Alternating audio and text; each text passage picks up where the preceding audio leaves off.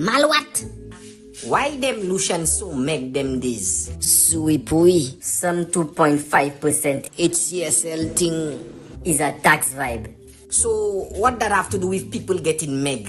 But just now, to me them people paying VAT already. Exactly. The tax is calculated on the cost of goods, so one time the price go increase, Uma. The Lucians end up paying more than 15%. Mama! Gasa, just imagine $100 go buy less groceries. People getting poor. Things like rent and utility bills go also increase, Gasa. Real Malawi vibe? All them things the people doing to stay healthy, like gym, healthy eating, and safety and security, go be harder to get because people ain't have money. Partner, if them people ain't have enough money, they ain't go have leftover food for us to eat. The bins go be empty. Wow! Things real happening to them Lucians. Look out for us again soon. We go show you all more. Malwat? Why them Lucian so make them this? Suipui, some 2.5% HCSL thing is a tax vibe.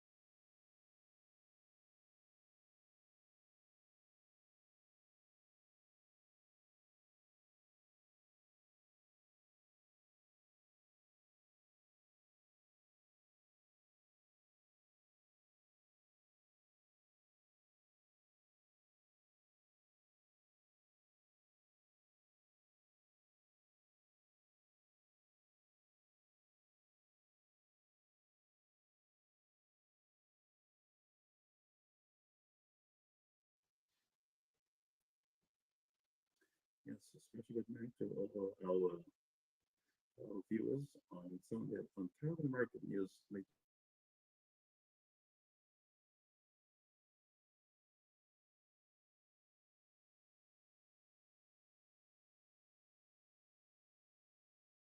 Maintain our stream. So just bear with us. The streaming will be in and out, but we will be on. We want to be here doing our best.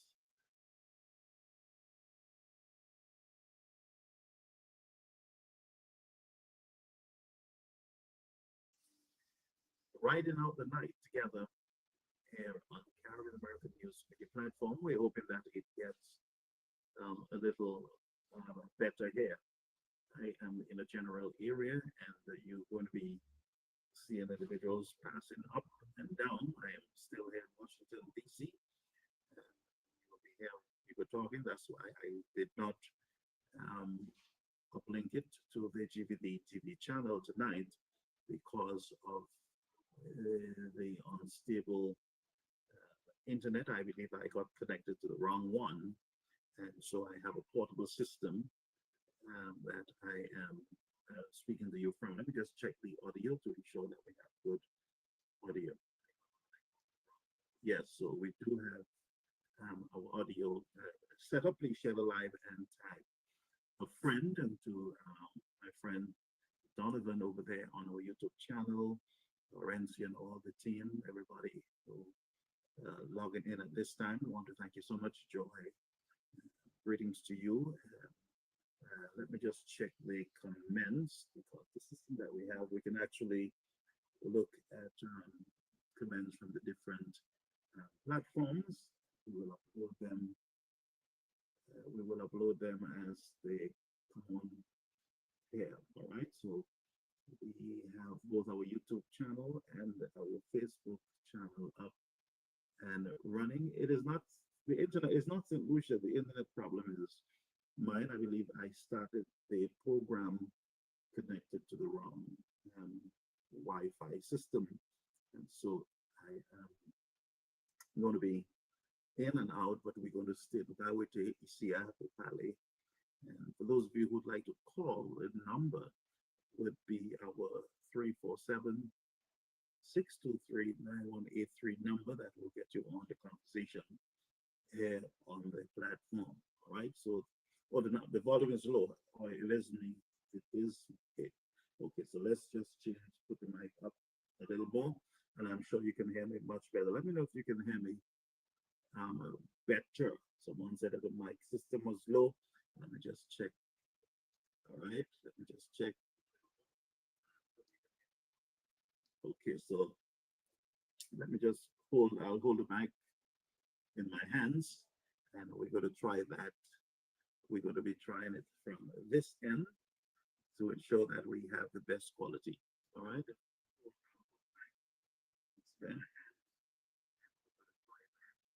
Okay. So let me just fix that for a minute. Our audio. Let's ensure that.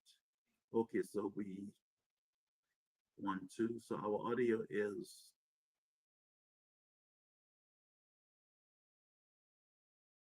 1, 2. Yes. So let's see if you can hear us much better on this audio device. All right. We're just checking sound 1. Yes.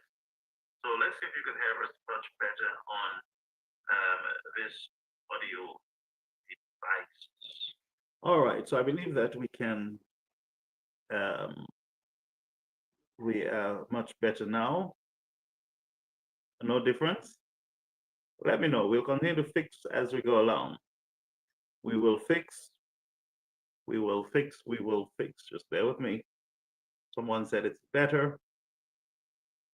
Let me know. We'll continue to fix as we go along. All right. Okay, so what I will do is I will just remove. Yes, I will remove the sponge. The sponge is actually to prevent the wind from messing with the audio, but you're saying that it is much better, and so we will we will move along nicely. All right. Good. So we're doing our sound test.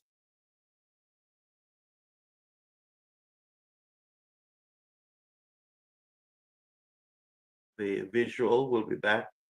Once the visual go, please just stay on the platform and it will rectify itself. All right. So what's going to happen is that you're going to have some freezing ever so often. Again, I connected to the wrong Wi-Fi. If I disconnect and reconnect, then I'm going to lose. I'm going to lose the viewership, and we'll have to reset the entire software. All right. So thank you so much. Good. Thank you so much for confirming that it is better. And this is the reason, like I said, I did not uplink the GVD TV tonight because of the instability of the internet on the platform. All right. So Sylvie, greetings to you, Charles, Randy. Thank you. Thank you. Thank you so much. You know, the owner of the hotel, you know, they put on, give me more light. Thank you so much. Yes, it is. Okay, good. So I'm here in Washington, DC. Of course, most of you would be aware of that. I I wanted to be here to take care of some business and also to allow my daughter and my nephew to and wife to have to just go through the capital. I could have been here alone, but that's I took the opportunity. I drove down from New York. I had a beautiful drive down here on Sunday. It was a blessing. But let's move on. It's not about me here. We have bigger issues to deal with.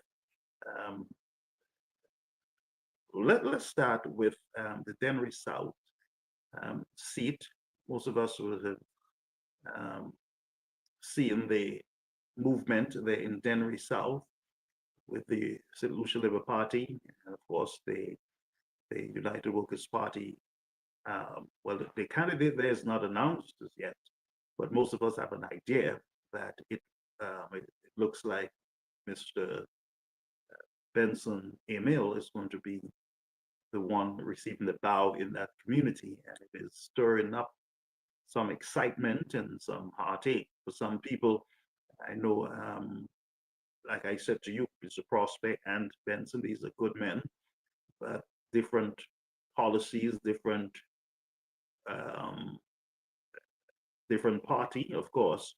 And so in Denver, we are not going to be casting mud on either of them. What we will say to you is that there is a better option, there is a better out of the two, and that is the United Workers Party Benson, who we believe would be able to do a much better job than the sitting minister, that is Mr. Prosper in Denry, and the young people are getting excited. Not only young people, of course, but we have even the SLP getting excited about what is happening in the Denry South, and you'd have heard them saying, "Well, it's impossible for Benson to win because he's with Shastney. Shastney is the best person that he should be with, of course." You're talking about strong leadership, leadership that matters in times of crisis. And if you would want to stand with any political leader, I'm sure it would be the Honorable Alan Michael Shastney, the political leader of the United Workers Party. I also see some interesting movement in Castries North. Castries North, of course, we have, that is the present representative there is Mr. Stevenson King, who left the United Workers Party, crossed over to the St. Lucia Labour Party. You realize I did not say cross over to be independent. He crossed over to the St. Lucia Labour Party, which he confirmed with his own words on their platform. So we know that Stevenson King is SLP and not independent.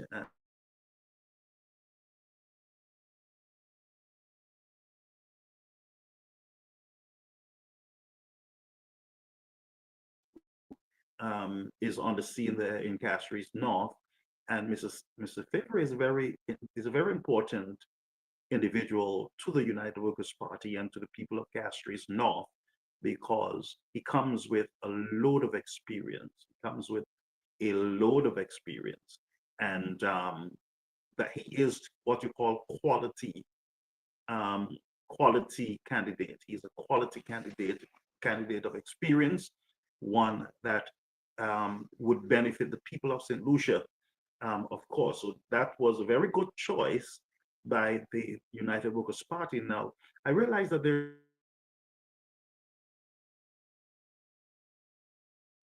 choice who should have been and who should not have been. And if we trust the process, I'm beginning to see something emerging there. And I'm beginning to see a group of men and women who would be able to help move the country in the right direction. And I just want to say that it is not about self. It is not about whether you feel that you should be the candidate or not.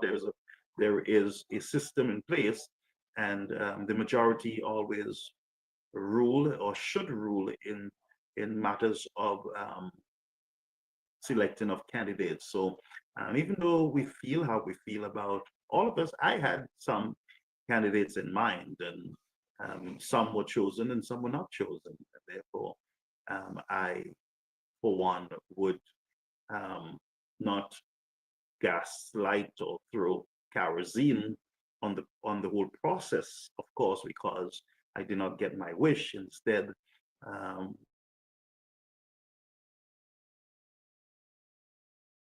group, a movement that would enable us to achieve our goal, and that is to change the government system in the country and make it work for the people um, of St. Lucia. So again, I just want us to continue watching these space. I am telling you, you got to look at Dennery North, Dennery South, and you've got to pay attention to Castries North. There are other areas that you got to pay attention to, but I am particularly looking at the Dennery South seat and the Castries North seat, that is the Stevenson King seat. I have a very good feeling about what is happening there and the unity that is going to be realized there. And the people of Castries North, I believe,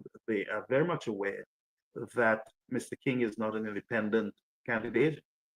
Most of those individuals who voted, I believe, for Mr. King voted believing that he was an independent UWP, really, that he was just going to not go with the party, that he would have gone independent. But majority of them did not know that he would have been not caucusing, but he would have been with the St. Lucia Labour Party. There's a difference when you're independent and you're caucusing with a party. There is no center lane. There is two lanes. There is the United Workers' Party, of course, and there is the St. Lucia Labour Party in Stevenson King.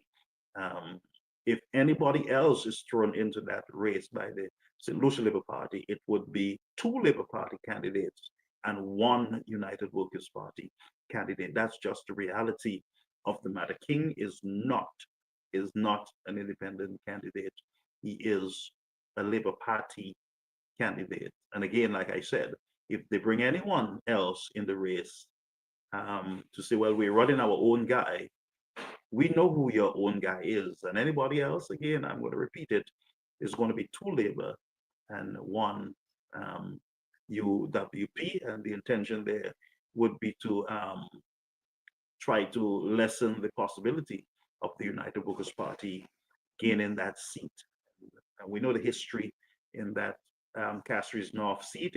It has always been with this the United Workers' Party, and the individuals there are not supporters of the St. Lucia Labour Party. The strategy that was used in the last elections will not work in this one because there's a whole lot of changes here. The feel is not the same. You don't have the same pitch.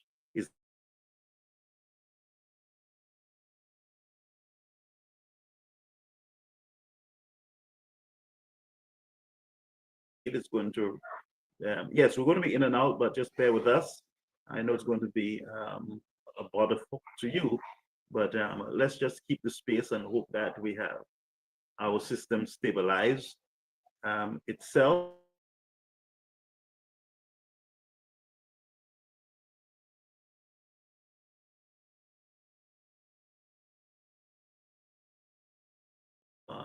On the system, okay, but that's just the reality on the ground. And I want to talk to you about our CIP program in the country.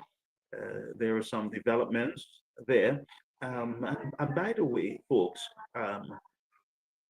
I I must commend the the um, the last few live programs of the United Workers' Party. Of course, we are more looking at issues than just calling names to calling the other side different names. You're looking at more issue. People, the independent voters want to know how are you going to make things different?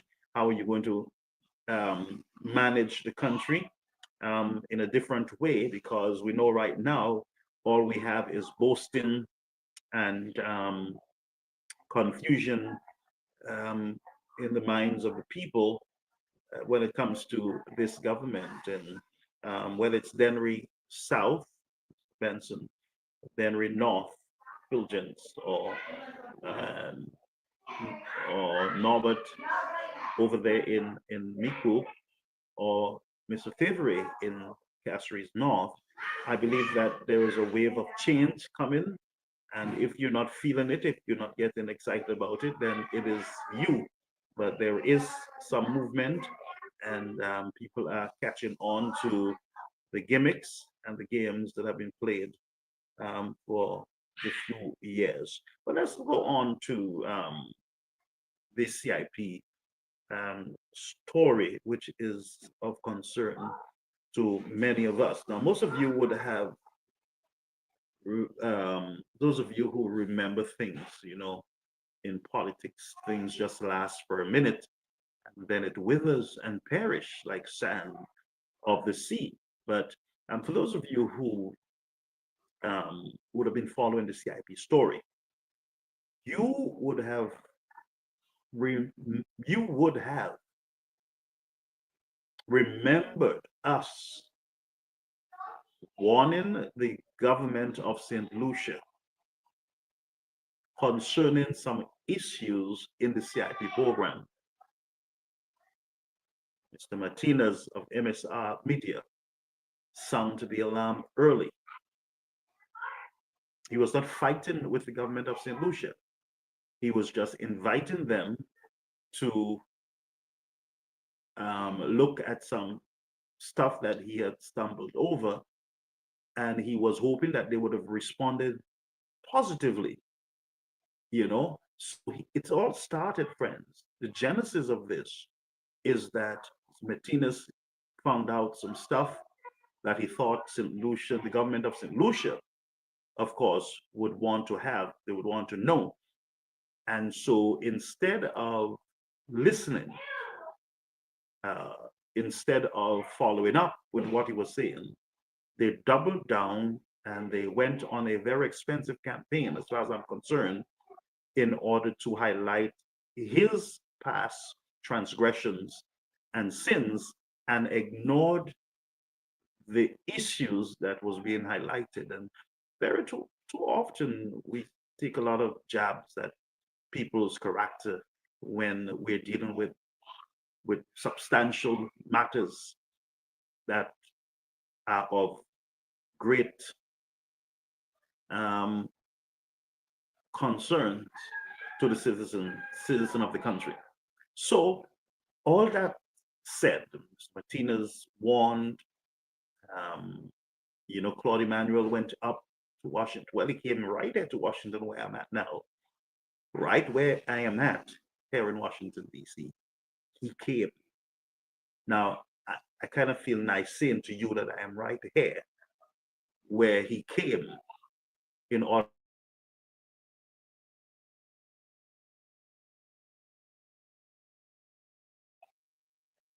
Good, so we're back.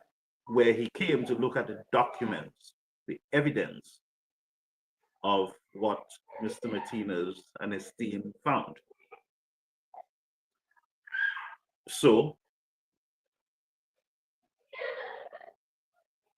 you would have thought, of course, that there would have been some movement in the CIP program in the country. After all, what Mr. Emmanuel saw and all what he said himself right here in the country that I'm brought in the state that I'm broadcasting from, you thought that he would have sound the alarm himself and asked that the program change course. Of course, they doubled down, and that's the truth. They doubled down on what was happening, the underselling and all the confusion in the CIP program. And so there was a time where we heard of MOA. I think it's a memorandum of agreement or understanding or something like that. An agreement within the OECS government, the different countries that that manage or operate a CIP program. There was an agreement among themselves because there was a problem of underselling, and there was a national security issue for the other countries, the bigger countries of the world, like the United States and the European Union. There were concerns of the Russians and other individuals having access to second and third passports that will give them access to these countries that have restriction when it comes to these citizens. And so the United States showed concern, and European Union, of course. And so the Caribbean came together and they said, wait, because remember, Dominica got hit, the visa-free travel got affected, of course. And there was the threat to other countries. Way back then, the threats were there.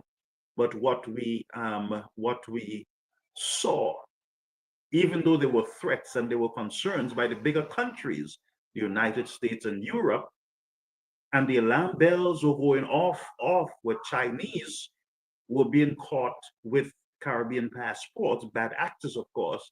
So you had the United States, you had Europe, these countries arresting citizens of these small countries who are not really residents of the country, but they, of course, got their hands on a passport, whether it's from St. Kitts and Nevis or whether it's from Grenada, Dominica, or St. Lucia, of course. And so they were being caught. And so the United States and Europe had great concern because they were arresting Chinese and other nationals, bad actors with Caribbean passports. And rightfully so. These countries would monitor and they would look into the operation of these CIP, these passports, these nationalities. They would have done it, and they did, of course, but the alarm bells kept going off and on, off and on. Mr. Martinez sound the biggest alarm in the region, warning the governments of St. Lucia, warning the government of St. Kitts and Nevis, warning the region that they are heading towards a precipice. And if they don't turn or change course, that they're going to end up over that precipice. But instead of dealing with the issue,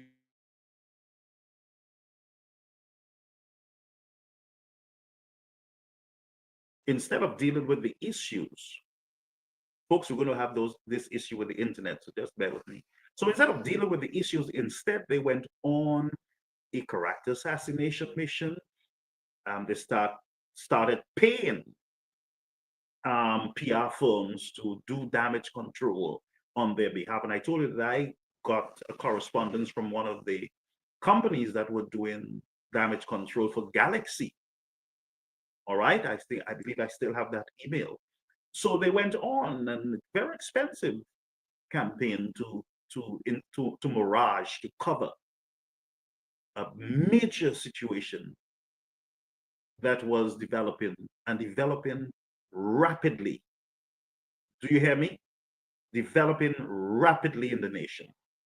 So some of us were being threatened with lawsuits, threatened with beating, and don't come to my country, and you're not one of us, and a whole set of stuff. Many of you witness it with your own eyes. And I'm just setting up the genesis of where we are today in the CIP program. And all along, we knew that it was not a joke, because I would have been in constant communications with Mr. Martinez and other players. I would have been dealing with experts, listening to them, reading their communications, looking at the RICO lawsuit in the United States, the wording there, we're paying attention, of course. And at the same time, you're looking at, these serious developments, friends. The government, of St. Lucia and the region started just attacking, those who are ringing the bell, of course, and not realizing that time is running out. Time was running out on them. And I want to remind you that Mr. Shastney, God bless him, went into the house constantly in St. Lucia, warning the government.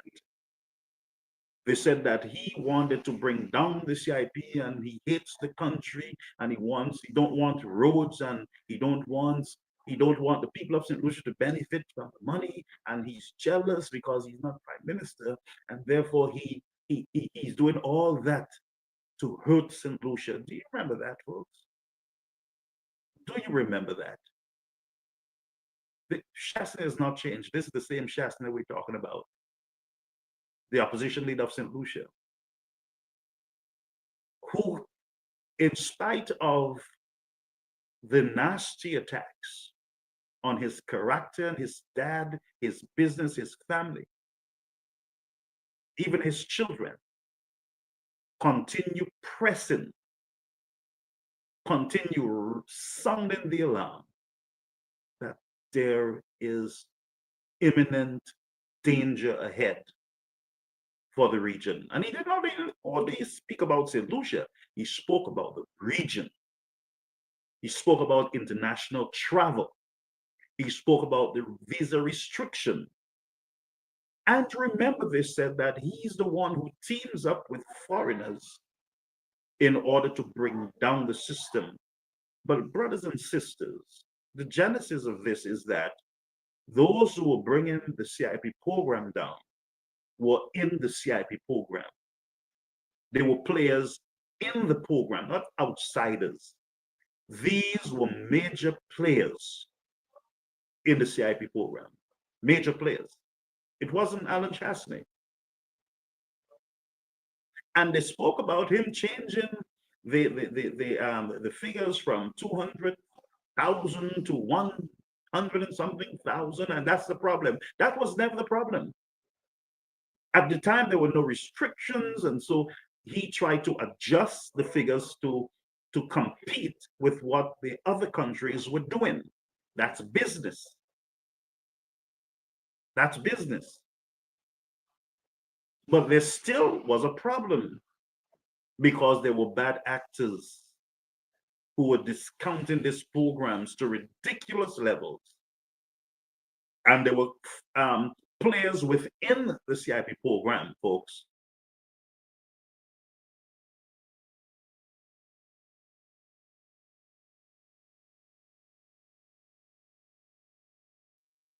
Yes, there were players within the CIP program who had their own due diligence operation. So you would expect a due diligence firm would be an outside firm, not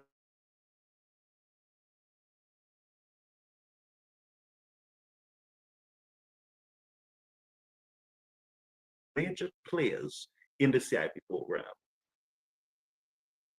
vetting the process, vetting the process.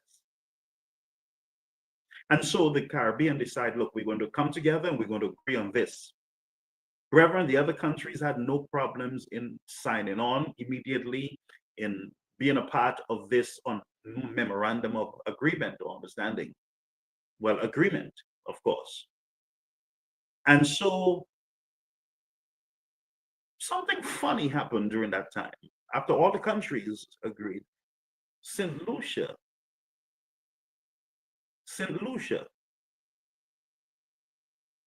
dragged their feet in an attempt to kick the process down the road so that they could have deal with agreements that they had gone into. And I'm suspecting, based on the evidence, that it had a lot to do with the underselling, the discounting issue. Because what would have happened, friends, is that the memorandum of understanding would have cut out, or we were assuming that it would have helped to stop the underselling in the region, and that you would have a unified approach to the CIP program. But instead, St. Lucia and some smart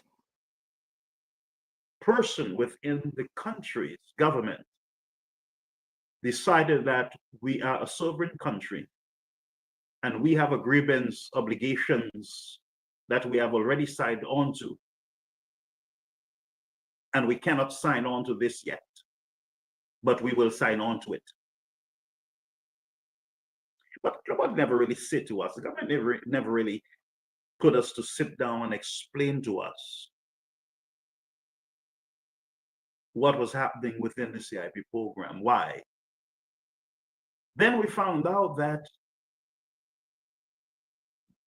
they were, I believe, if I am correct, they were processing applications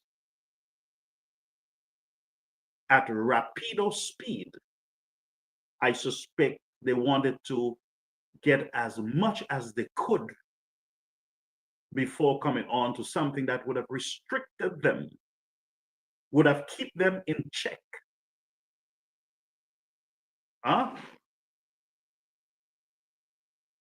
And like the information I'm gathered, that even after the MOU was signed, other countries had continued the underselling.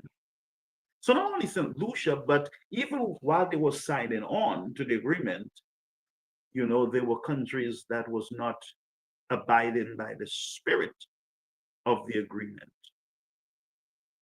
They did not.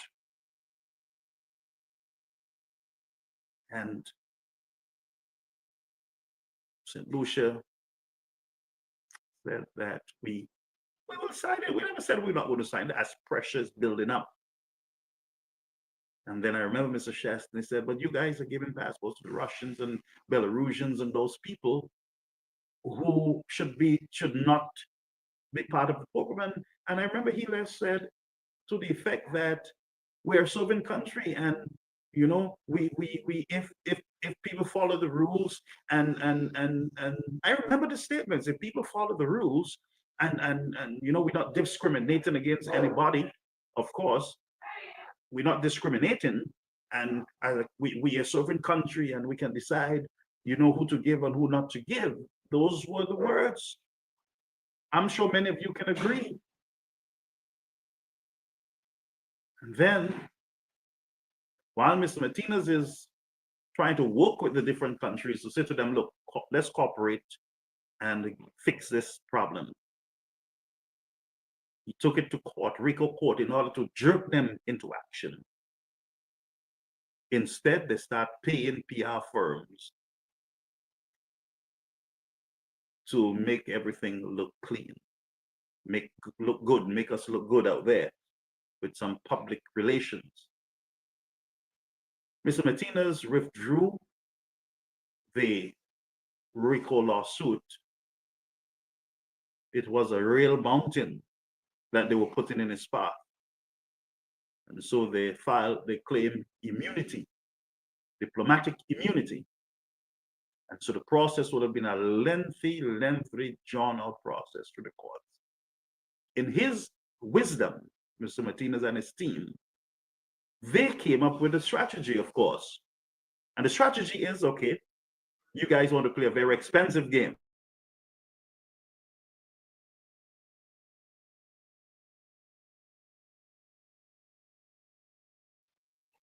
You guys want to play a very expensive game. And he said, okay, you guys want to play? Let's play. And so he said, okay, I withdraw the RICO lawsuit. You know what these guys did? They went on television, radio, on social media, and they had a party. They enjoyed that. Yes, he backed out. We fixed him. We smarter than him. We outsmarted him. And Mr. Martinez kept focus. And you know what he did? He handed over all the evidence and documents to the federal government right here, where I am right now talking to you. He handed over to the United States government. Handed it over. At that time, a new president, Mr. Trump, is coming in. And all of us knew that once Mr. Trump got in, that he would do whatever he needs to do to protect the borders of his country. Not that I'm supporting the Republican or a Democrat here. I'm just saying that he would have taken a more radical approach in protecting the United States of America. And Martinez handed over all these documents while the government continue with their discounting, illegal discounting, folks. Not just discounting, it's illegal with the underselling of the passports. And so questions were asked to Mr. Hilaire. You know, what's going on? The press challenged him. Lisa Joseph was accused in St. Lucia of terrorizing the workers of CIP. We saw her approaching him outside of the station to ask him to cease, to stop, because that is not true. All that we saw in real time. And what we saw in real time is the EU threatening that they're going to move legislation, they're going to move some set of guidelines through their own parliament that would restrict countries operating CIP programs from entering into any European country. We saw the threat of that. The Honorable Mr. Shastney spoke of those threats as real. Philippe said, I spoke to them, and we have the best program. than we saw in the United States right here in Washington, D.C. Movement within the government system, national security system. What they consider not a list, but a list, of course, of countries that they're looking at and that they're thinking of having restrictions on entering the United States of America because of those CIP programs. Not because anyone is black or white, because of the CIP threat to their national security. Now, love the United States or not, the borders must be protected. And so we have these small countries proposing what these major countries are seeing as threats to their national security. And it's very easy to fix that from these countries' point of view. They don't have to warn anyone. They don't have to pat you on the back and beg you to please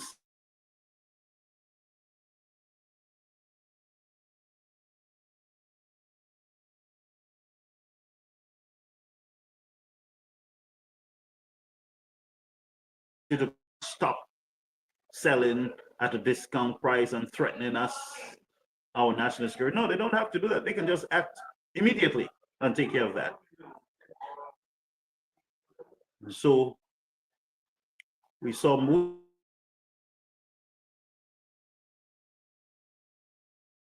advanced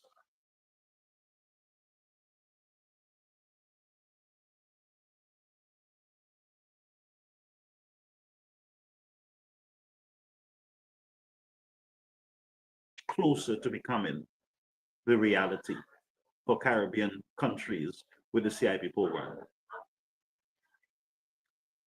So we have in St. Lucia, we have government not giving any information, if any, little information to the citizens of the country on CIP. They were told we have the best due diligence and we have the best of everything. And we saw, folks, we saw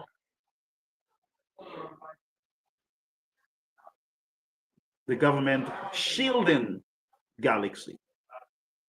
We saw BMAX. Thank God for international press.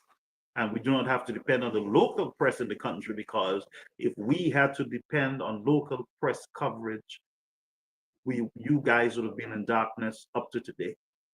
Thank God for the international media. We found out in the international media through, again, Martinez and his team and everybody else, Mr. Rejock and all the others, that one of the key guys in the BMAX company was arrested and was placed on bond. Did we not see that? When it was reported, it was said, no, that's true, not true, not true. Propaganda. And then,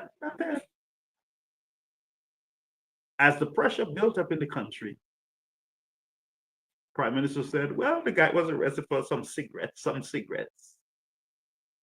In other words, nothing. He was just arrested for some cigarettes.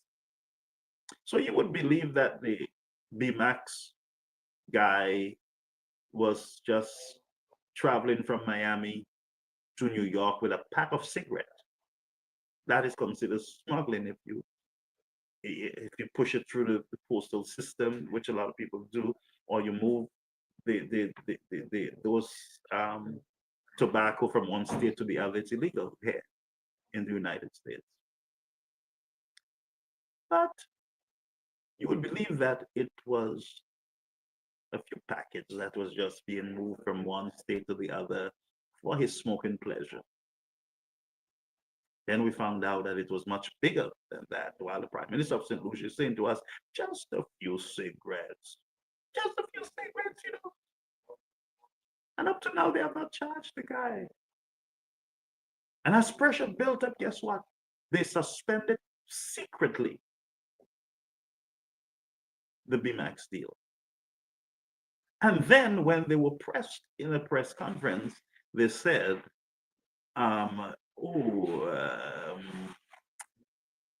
you did not know that it was canceled? Yes, that's a long time. We canceled it a long time ago. You remember, folks, the genesis of this. Yes, but did you not know that we canceled it? You remember that? And he said, yes, the BMAX is the project at Rockwall is still going on. It's still going on. Yes, yes, yes, it's still going on. Yeah, of course, yes, yes, yes.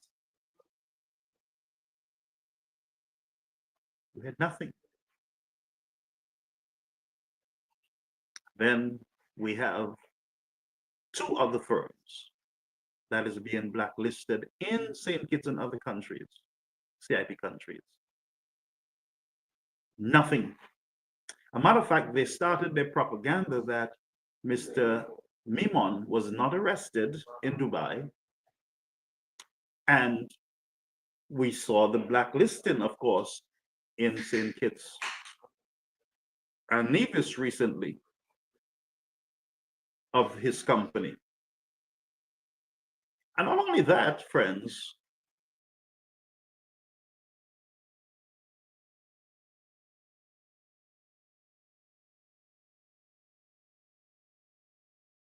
get back. And not only that,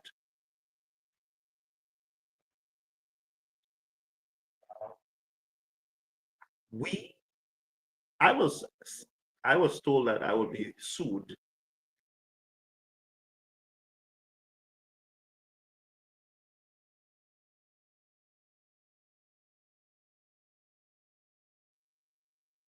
two individuals confirmed that he spoke to them. He spoke to them. And he told them that he was on bond, he was arrested. I also got what appeared to be Mr. Mimon's passport. I faded the information out, posted, I did not post it. I showed it live on the program, and I indicated that the gentleman is a solution through the CIP program. I was called the worst of the worst. A liar, posting fake documents and everything else. Some went even to say that I made the passport. But that did not deter me because, of course, I know who I am. And I would not do anything, friends. I would not get into any nastiness to hurt anyone intentionally. And so, with all the threats of lawsuits, of course, I went over to the CIP office, to the website of the CIP St. Lucia, only to find out that there was pictures. A matter of fact, I got the pictures from Mr. Mimon site. How did I get it there? He, Mr. Mimon, sent me a request to join Caribbean American News private group that we have on Facebook.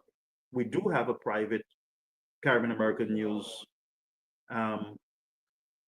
group on Facebook, and people can request to join it, and we approve the request. I got a request from Mr. Mimon to be a part of the private group.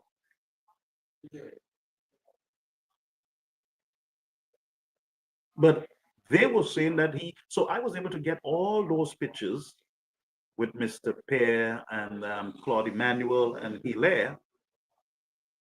And then I said, wait a minute, what is this? I went over to the CIP site, and what I found a picture with Mr. Pear, Mr. Mimon, and I believe Hilaire or McLeod. In the caption, it says, Mr. Mimon is one of the, I think he's one of the, promoters, of course, of the CIP. he's a player in the CIP unit, and that he is a citizen of St. Lucia through CIP. They confirmed it. They wrote it on their platform. But I was accused on my platform. Some people asked me, this guy looked like a St. Lucian. I don't know how St. Lucians look, friends. But I can tell you, to be a St. Lucian, there are different paths to become a St. Lucian: through CIP, through marriage, through birth. And I believe there are one or two other ways of becoming a St. Lucian national. I didn't know that you have to look like St. Lucian. I didn't know that was a requirement to be a citizen of the country. I didn't know that a white person can't be a citizen, or an Indian, or a Carib, or a mulatto. I didn't know these people have to look a certain way to be a St. Lucian. So they said, you don't look like St. Lucian. So I brush it off because that's the level of ignorance, of course. And we can't entertain some of these ignorance. You got to bypass them, of course. Lest you sound, he's an agent, thank you. Lest you yourself start sounding the same as you respond to, these kind of talk. So, confirmed that the gentleman is a St. Lucian through CIP. Went over to the St. Kitts and Nevis side. And their friends, he was blacklisted.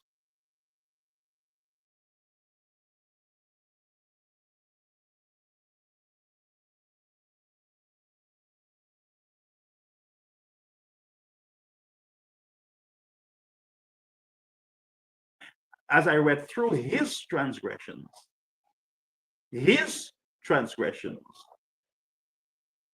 I realized that we have a major problem. I went back over to the St. Lucia site, and he is still listed there as an agent. Nothing is being said in the news. Nothing at all is being said. The government says nothing. You think that they will say, well, we're investigating, we're looking at the situation, we're monitoring the situation, at least say something. And you guys know how you cover stuff, you lie, you mislead. You did not even try to mislead or to lie or anything else. You just stayed quiet, silent on the matter. So you would think, folks, and listen to me, how I'm reasoning here. You would believe that you have a man in your St. Lucia CIP program, an agent company, and you would have heard the man's name being mentioned in certain practices within another country's CIP program. You would see that country taking action against his company, blacklisting it. And he is in your game. He's in your CIP program. He's an agent there. And you say nothing. You think a prudent government with wisdom and decency would at least put out a statement and say to the people, rest assured, our government, through the CIP agent, we are looking into the matter. And as soon as we get more information, we will come back to you. They say nothing. And that's how you, the citizens in these countries, are being treated. Nobody owes you nothing. No government owes you any explanation of anything. We do what we want because they say to you that we won. I won. You lose. And I can say truly that you, the people of the country, you're losing. You're losing your patrimony. You're losing your freedom to travel. You are losing out on basic developments that you could have gotten through the CIP program. Think about it. And I'm going to play the clip. Millions of dollars, billions of dollars coming out of your passport, yours. Think about it. Billions of dollars, US dollars, Not from your bananas, not from your coconuts, from your CIP passport, your patrimony. You're fighting for sand, beaches in Grosley, the Margie situation with Cabot.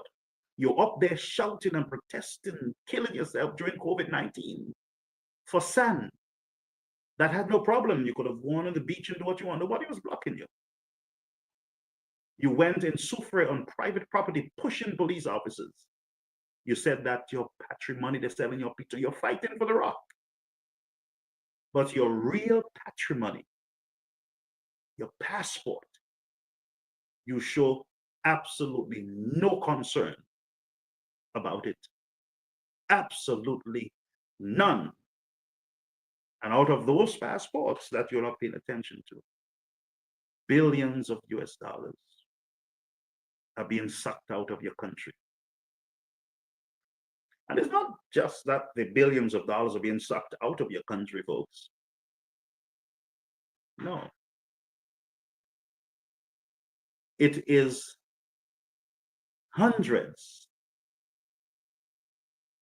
of Chinese and other nationals coming in to your system as citizens of your country. You see what I'm saying? So instead of showing concern about the sand that you can walk in, nobody can pick up the sand and carry it anywhere. But of course, they can pick up your citizenship. They can take it a whole lot of places.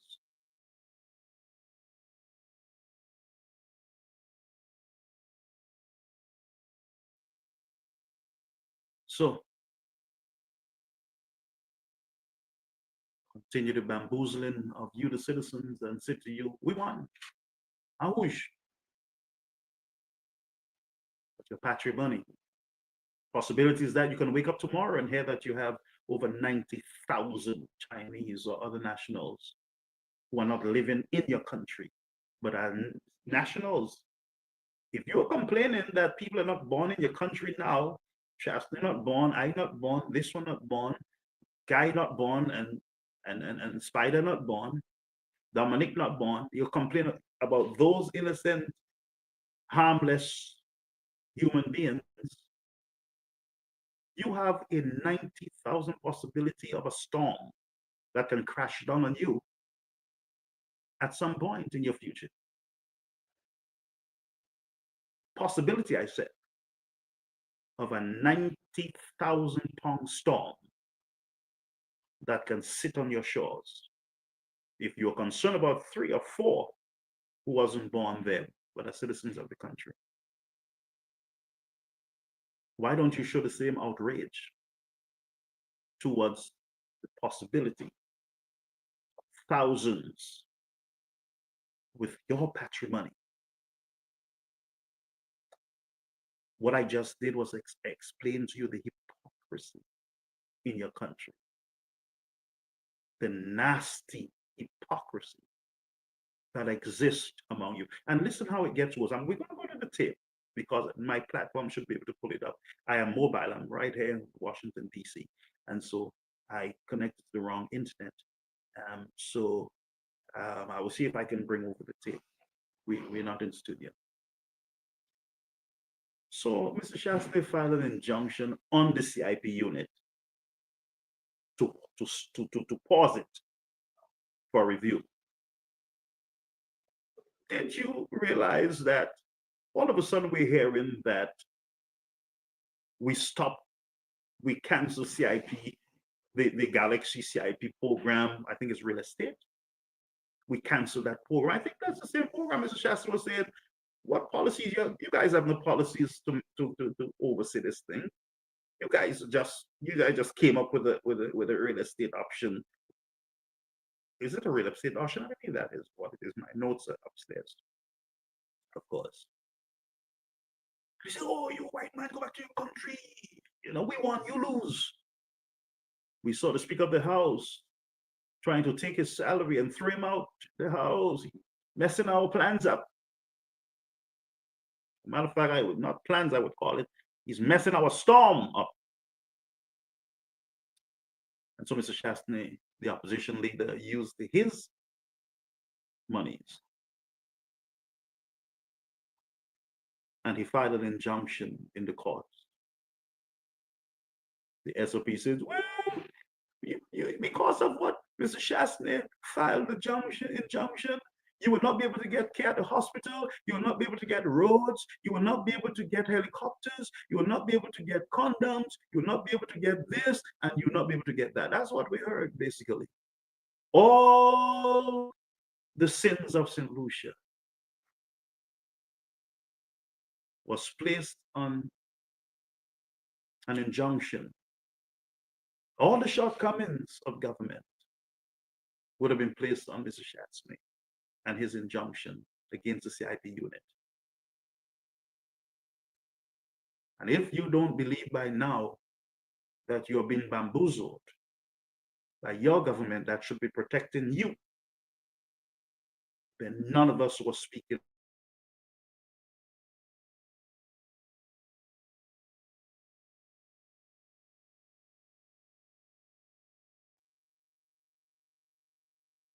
I want to say it again.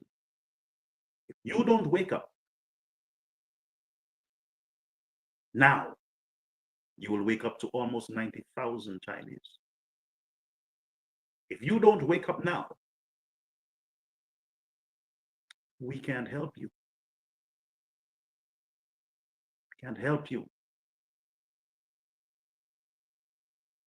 So the government, the CIP unit run ahead of Mr. Chastney. It appears to me that they run ahead of him.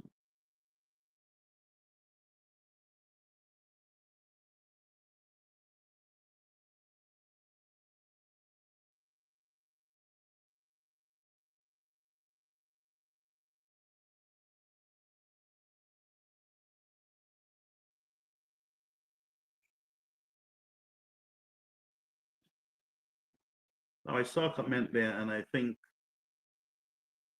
that's not nice with him.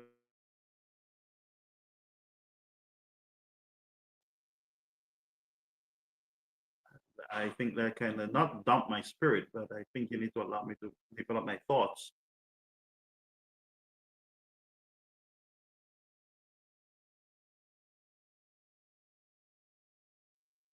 Our program, all right, going in spite of the technical challenges. And so, as I was saying,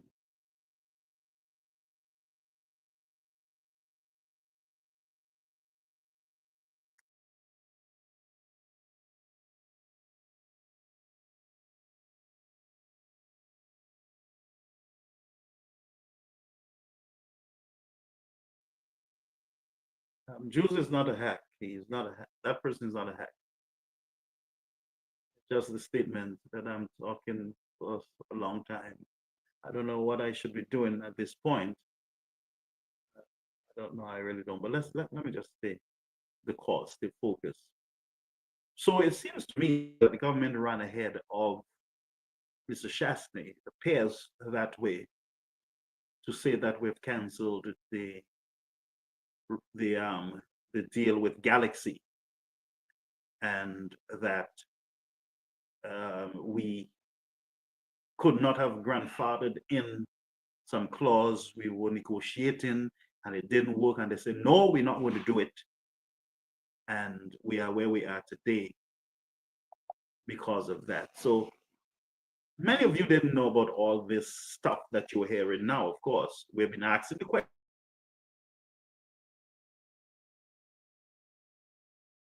All right.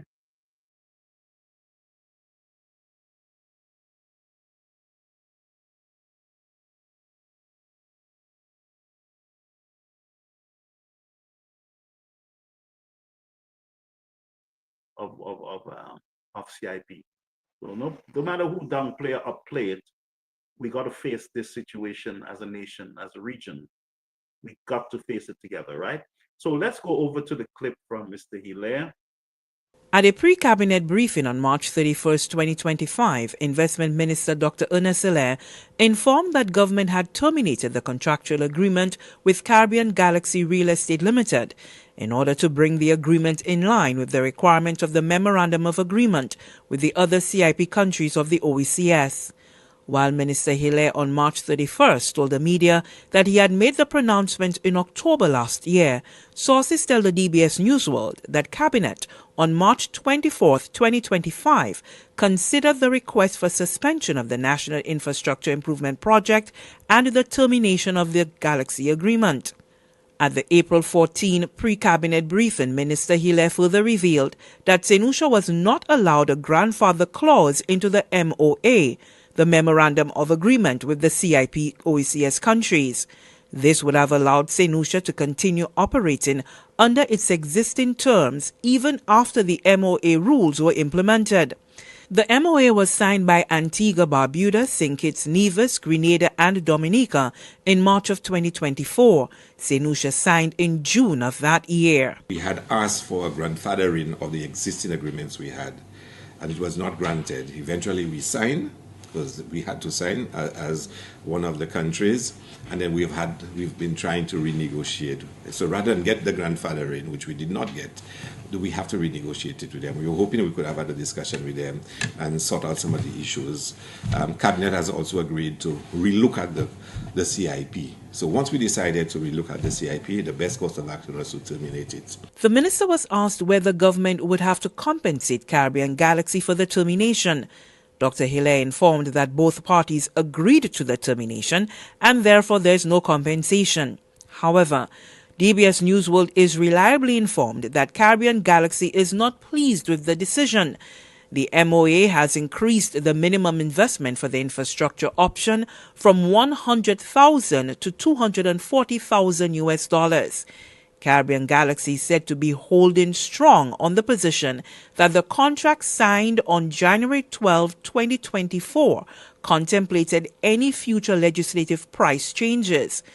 That contract, which was made public last year by MSR Media and not disputed by the minister, states that the minimum charges shall not increase until all 6,000 applications have been successfully processed.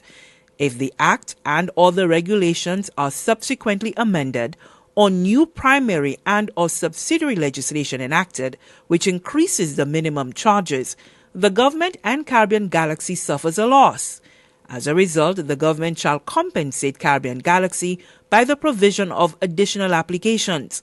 The number of additional applications shall be calculated by the difference in the increased minimum charge. Minister Hilaire says no citizenships have been granted under the infrastructure option. However, applications have been received.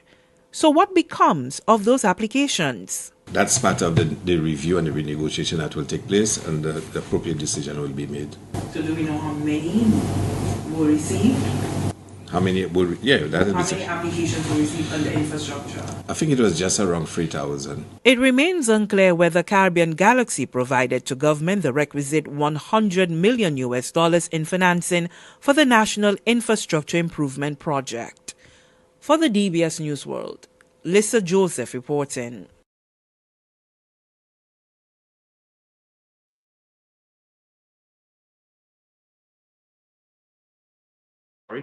There you go, folks. We still have a lot of questions concerning what the minister is saying, and because of the lack of information, misinformation,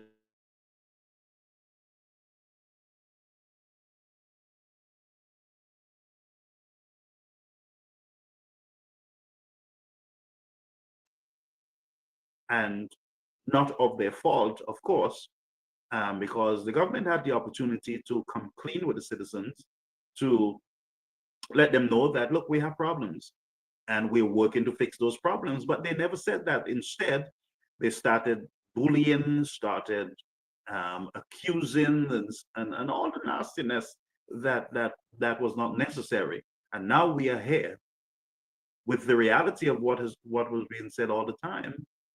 And they said to us, well, we could not have negotiated. We tried to renegotiate, and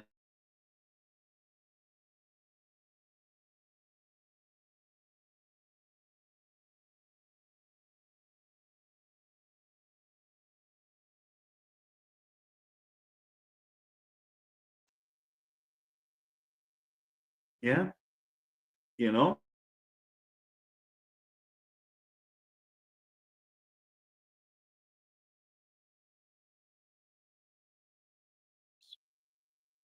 look at where we are today in a situation where people do not trust or believe the government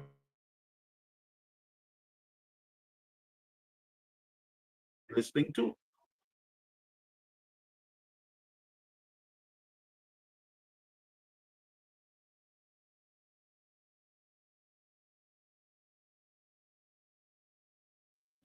My people, don't take of some of the folks who are here. So let's read some of the comments we have. And by the way, the phone number, let me see. I believe we will use a different phone number altogether. All right, just bear with me. I believe we should use a different phone number altogether. Let me see if I can get it up through a banner.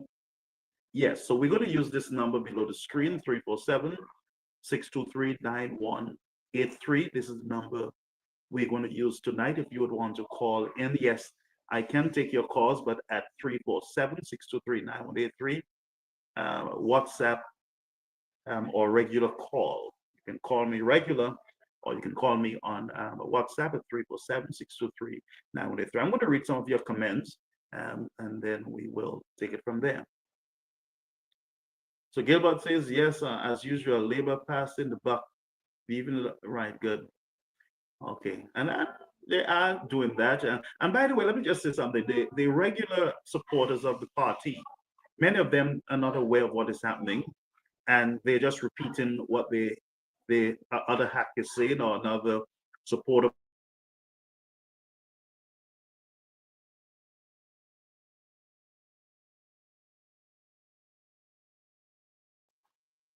If you're looking for information, you wouldn't get it from them. Mostly, you'll get them cursing your mother or something, but you would not get. Some of them don't really know what CIP means, and that's just the truth. They don't understand the implication of what we're discussing. So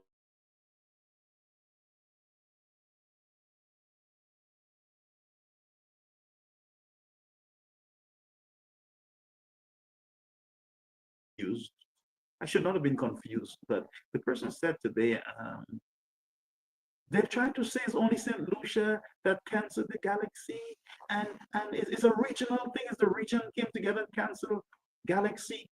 That's not true. That's not true. That's not the truth. This is actions by St. Lucia. This is not the region canceling any galaxy in St. Lucia. So the person, all the governments in the region that cancel the galaxy agreement. No. St. Lucia held on to galaxy. St. Lucia held on for every little penny that they could have gotten through CIP, the crumbs, because galaxy got the purse. Galaxy is the one that benefits a lot from the CIP program, of course, and that's just the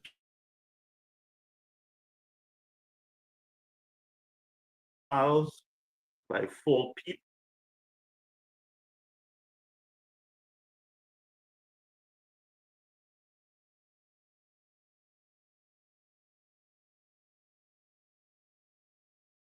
It normally just take a few seconds. We're back now. So 600 files by 4 people each is about 24,000 passports. 24,000 passports by 200,000 each is a whopping 4.8 billion. It's a lot of money. It's a lot of money. The question is from Flame, was Lescan an employee of Galaxy during the tenure of the previous government? I do not think so. I will have to get clarification on that, but I believe Galaxy was part of the CIP management in St. Kitts, if I am right. I'm subject to correction on that. All right. So I believe what somebody's trying to do that Flame is responding to is that they're saying that the Chinese thing is the ex-prime minister's fault, so don't blame PGP. Now, this person is not understanding how serious this is, so they're in the blaming game. So let's say, for instance, the individual that it's Chasney's fault. Let's say, for instance, it's Chasney's fault, like the person is right in head. They said the Chinese thing is ex-prime minister's fault. Don't blame PGP. So you come in, before you came into government, you were able to outline a whole list of corruption that you said was corruption, not alleged corruption. Corruption, you said corruption. So you came in after 4 years and you did not fix this Chinese thing that you were saying is not the PJP's fault, is the ex-prime minister's fault. You didn't fix that. You didn't see it as an emergency that needed to be dealt with. Is that what you want us to believe here? And that from that approach by this viewer, how are we going to fix this if you're saying it's the ex-prime minister? So I believe I have a solution to that. If you're saying it's the ex-prime minister who did it, let's allow him to clean it up. So for the person who wrote that is the ex-prime minister to be blamed, let's re-elect the ex-prime minister and hold him accountable to it. Let's have him to undo it, to fix it. Right? So let's agree. Let's agree that it is Mr. Chasney. But you elected a prime minister to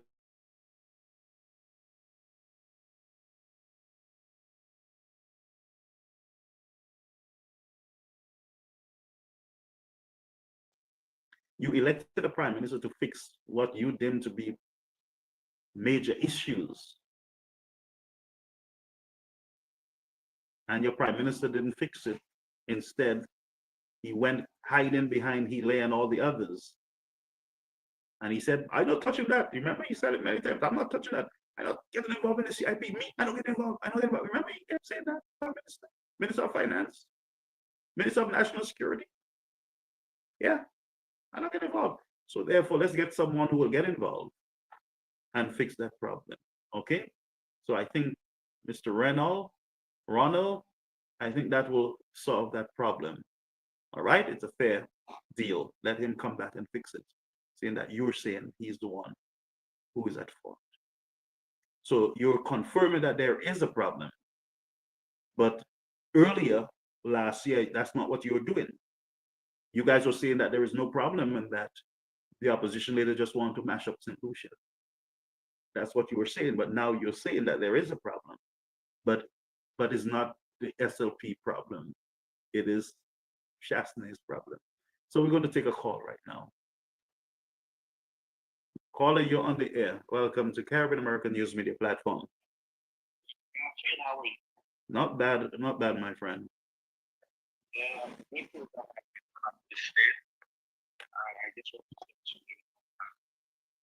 Everything that you said so far tonight is very, very much relevant and that we are getting there. I don't sound like you guys experience strength as a country. They are taking over the country because we have to think.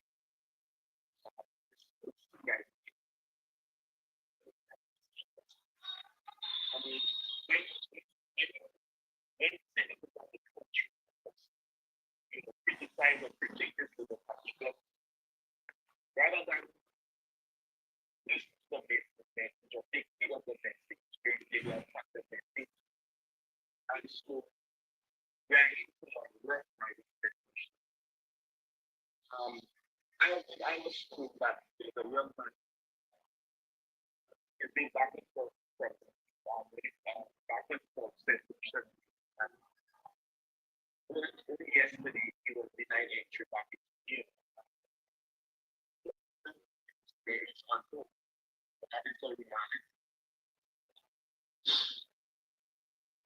solution is called love because it's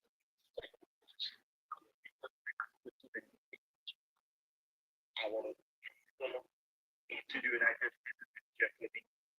And there's a lot of things with the situation in the tariffs that comes through God forbid. It will affect St. Lucia as a country economically. Already St. Lucians are feeling the brunt of an inflation, and the government of the Labour Party continues to compound the problem. You know, gas prices is 16.50 at the pump. When all over the world gas prices are you see how the prices of gas at the pump keeps going down. But only in St. Lucia we have a careless and a reckless and a uncaring government who continue to keep the price of gas at the pump at 16.50. The education system is crisis. We have a health situation at crisis. I'm hearing now that the whole state project, redevelopment project, is on a standstill. It's stopped because of the fact that money is not coming in, and the contractor took a decision to put on its own. But we're hearing this all over the place, and the Minister of Health doesn't see the need to come out and make an official statement and to say, okay, this is not true or this is so. And then, so everything in St. Lucia right now is chaotic. The current situation is not getting any better. Sadly, only yesterday, my over the weekend story, 2 young men lost their lives. We're not hearing anything, no serious statement of concern, or to give the solution people the reassurance that the government of the Labour Party is taking national security seriously. And so everything is in crisis.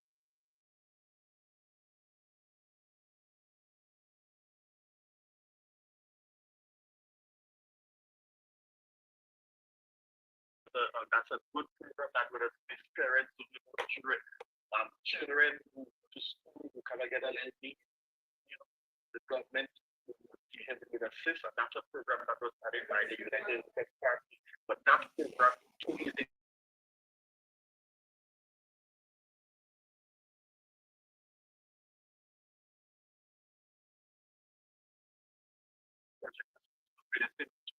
sometime this year, 2025, but not one single block has never when it comes to that housing project. Look at the canals, hotels that we have billions of dollars. Our passport has just been sold like it's a raffle, and there's no accounting. I mean, there is people struggle, brother Gaffney. I don't want to say this generation to joke our population, joke the citizens of the nation, so that they can realize that we have a reckless, clueless Labour Party government. I'm sure the responsibility of all of us to not to give up, not to feel daunted, but we just have to continue the mission, we have to be persistent, and hope and pray that solution will be the right choice if that time comes. Because at the end of the day, if this coming election solutions fail to understand what's at stake for them as a people, and they go to the polls and make a bad choice, then it's on them. Only what we can do as right-thinking solutions like yourself, and I want to commend you again for the work that you've been doing, is to educate the people, present the issues to solutions, and let them realize that, okay, our country is not in a good place right now, and we need a change. Not just changing from one party to the other. We need a systemic change in things. The justice system is in a mess. We still have persons that were waiting for the trial. They got cases 20 years, they were remanded. Cannot hear the cases, cannot be heard. So it seems to me, Brother Garfield, that justice is too difficult. When a government minister can just get to court case quick, and the prime minister can go to the courthouse and say that he came there because he wanted to see justice, that justice was done. Meanwhile, you have young men that voted in languishing for years, cannot get the court cases good. That's a travesty. That cannot be right. And so these are the things that we have to speak against. These are the things that we have to campaign and ensure that whichever party, which I think personally that the United Democratic Party is the best political choice right now. So we have to campaign so that the country, St. Lucia, can have a systemic change. The status quo continues systemically in St. Lucia. We are doomed to fail. Our countries right now, St. Lucia is in a bad place, and we cannot continue. We have to make that change, that systemic change. Have a blessed night, brother Gabriel. Thank you so much. All right, so that was Ian, and I know that you were saying you're not hearing clearly. Let's pull over Mr. Martinez on the platform. Let's see if you can hear him clearly. All right, let me just do a sound check first before we let me just do a sound check. Bear with me. Let's do a sound check first. All right, let me just do a sound check. Okay, good. So we're going to bring on Mr. Martinez at this time. I believe it is just right that we invite him onto the platform. So bear with us, folks. We're going to be connecting with him right now. Hello. Yes, sir. So, folks, I just called Mr. Martinez. I am in. How are you? Can you hear me clearly? Because I don't want to speak if nobody can hear me clearly. Yeah, we are hearing you clearly. Let me just confirm with the listeners. Listeners, are you hearing Mr. Martinez clearly? So let's just get confirmation that you are hearing clearly. And I believe so. So go ahead. So how are you doing? I'm good. I saw the press briefing of Ernest yesterday with great interest.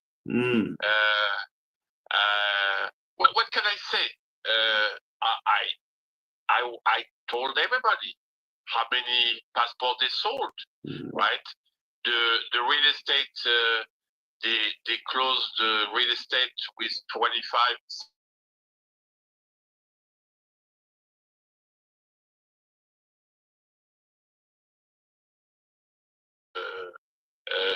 That they sold 3,000 shares, which is another 12,000 passports for the infrastructure.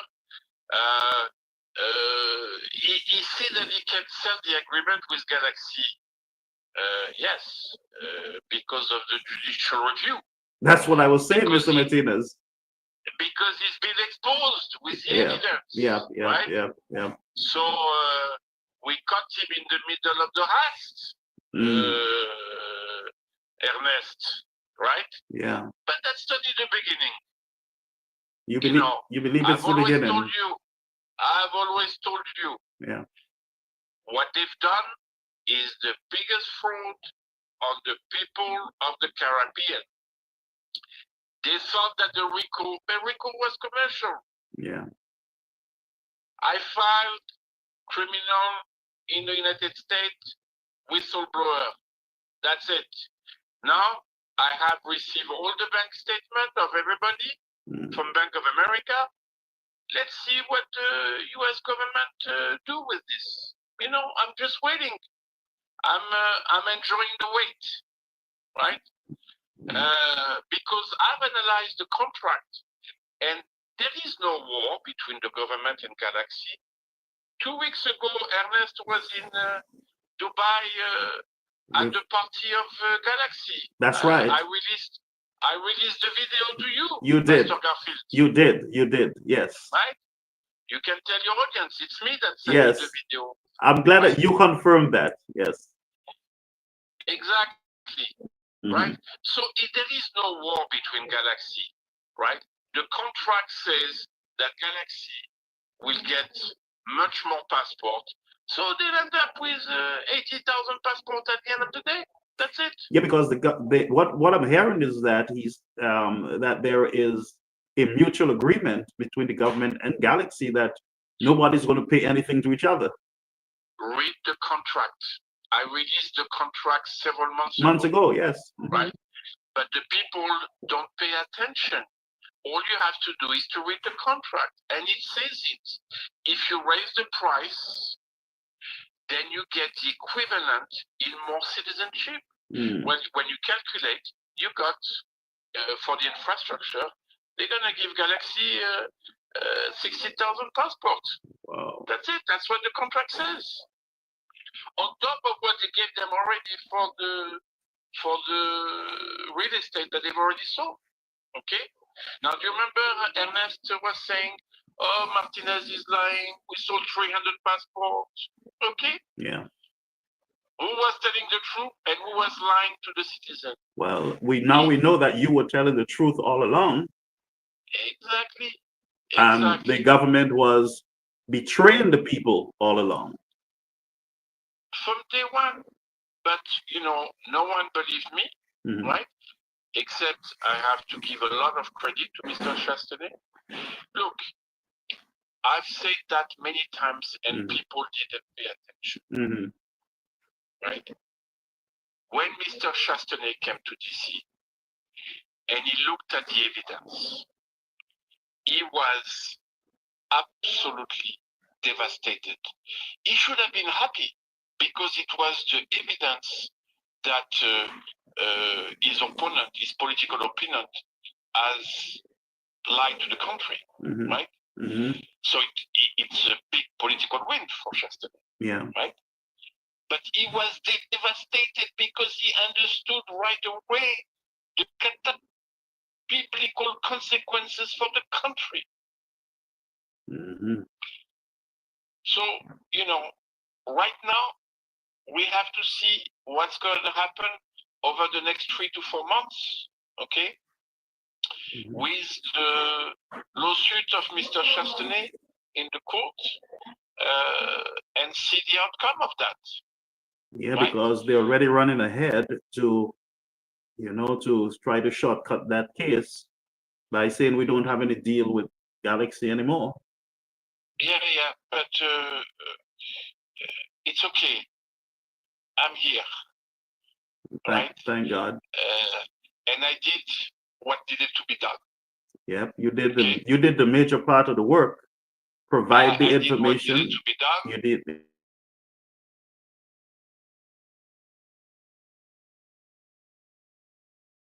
Personally, I look forward to see the outcome of the court, but I look more forward to see the outcome of the evidence that I provided to the Justice Department. Well, let me ask you this much more. Right. Let me that ask is much more that is much more interesting to me what the U.S. Justice Department think of the evidence that I provided. That's to me most important. But let me ask you concerning the Mr. Mimon and his group. They were blacklisted in St. Kitts and Nevis, but they're still listed as an agent on the St. Lucia CIP website. They're still doing business with the government of St. Lucia, and we're not hearing anything at all about that from the government of St. Lucia. Listen, you're talking to the one person that knows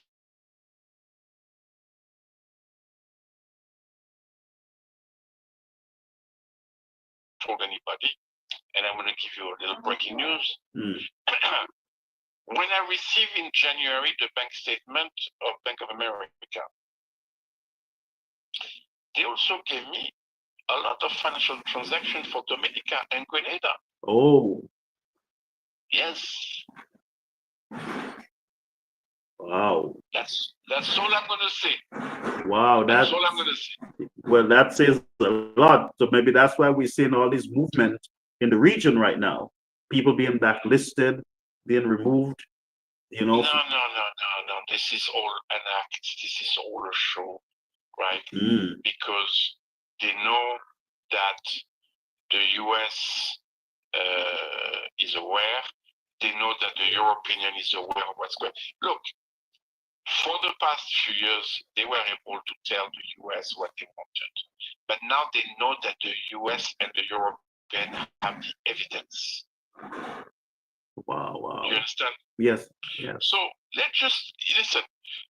Let's just see what the next 4 or 5 months bring, right?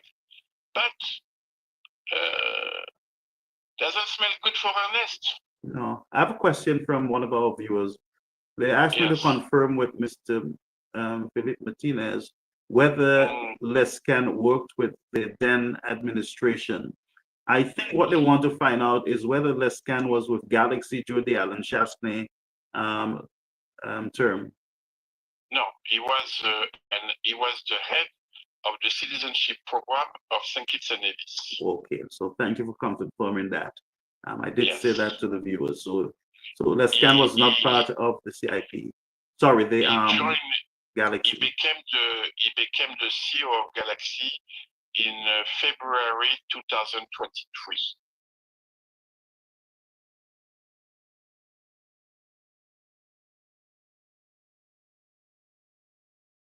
You for your kind service to You're the welcome, region. Yes. and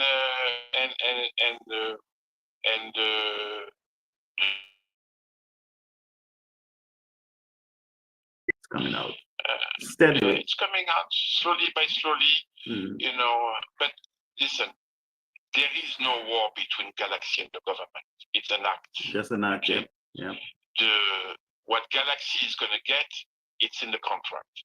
People have to do a little bit of homework and read the contract, right? So all the what Hilaire is saying, I don't think that nobody that has read the contract can believe anymore what Ernest is saying anymore. Well, I don't. The truth is, I don't believe myself. So I prefer to read. It's not a question of believing. It's a question of reading the contract. Yeah, that's we what I'm publish saying. those contracts. We leaked the contract on my website 7 months ago. Like, people who read knows exactly what has been done. Okay, and the contracts are very clear. There is 12,000 shares that has been given to Caribbean Galaxy by 4 people. That's 48,000, right? Now that he broke the contract, that means that they can get even more shares. So that number is going to come up to, I've evaluated to be close to 80,000. This right? is a mess. But don't believe me. Do not believe me. Read the contract that he signed. Ernest is there. Well, you have a track record. We got to believe what you're saying even more now, because everything you have said has come to pass. It's like you're reading from prophecy, the Bible. Yeah, well, 2 months ago he said that they never sold any infrastructure passport. Yeah, but yesterday he admitted 3,000 shares. What can I say? Anyway. All right, my friend, and a big hello and all my support to your audience. Thank you so much. Yes, thank you. I'll be leaving Washington sometime this week, leaving back for New York. Take care. Okay. Blessings. Take care. Folks, let me just look at, was it clear, folks? Did you hear that clearly, what Mr. Martinez said? I'm going to read some of your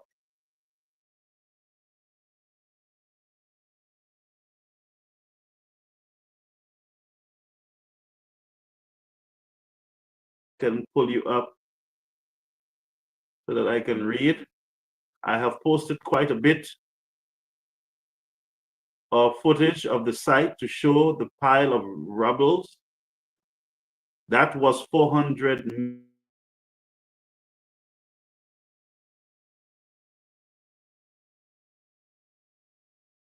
and wow, my friends.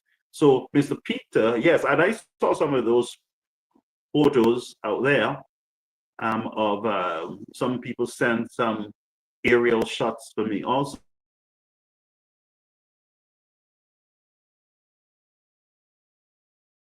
And I told a group of people that I believe in my gut that something is going on.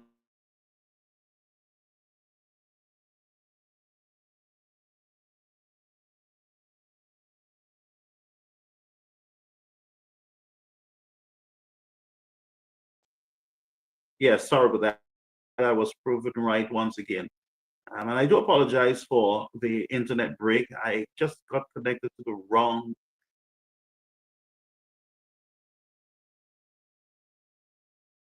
some serious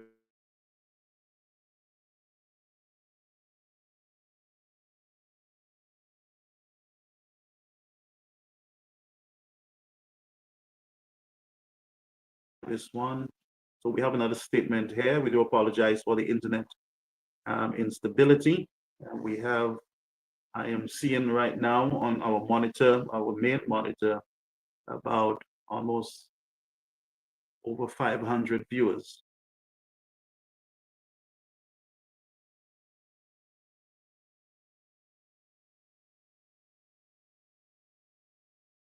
But how are you? Can you hear me? Loud and clear. It's like you're right here in the conference room Wow, with me. okay. I hope the viewers and listeners can hear me as well. Did you hear Mr. Brother I'm Garfield? fine, thank you. Did you hear Mr. Martinez clearly? Yes, I did. Okay, good. So, I heard him quite clearly. so they're going to be hearing.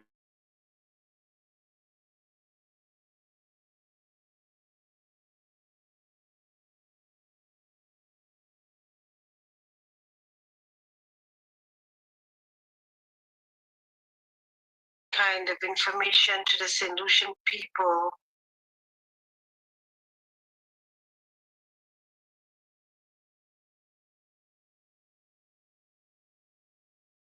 So thank you for that.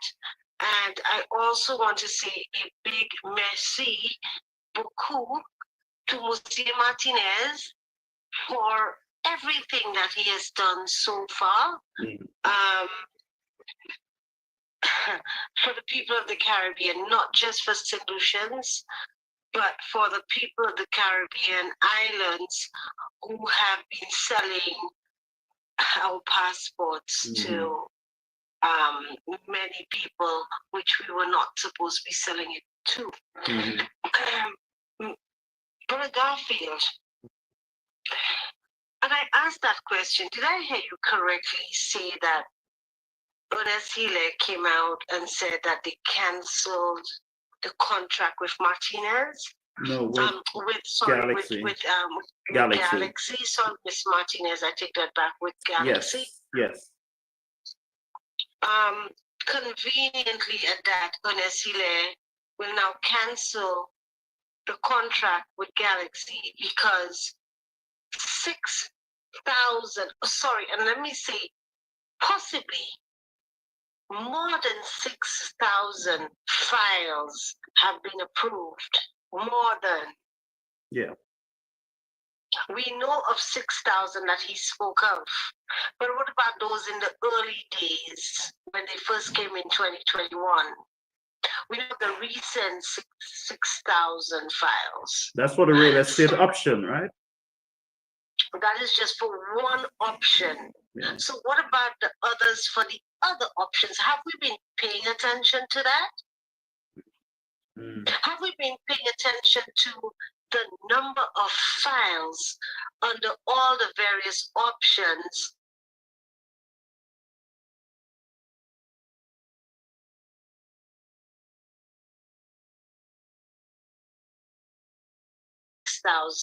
Six thousand files, 4 people per file, 24,000 passports. And let me repeat the number, 24,000 passports.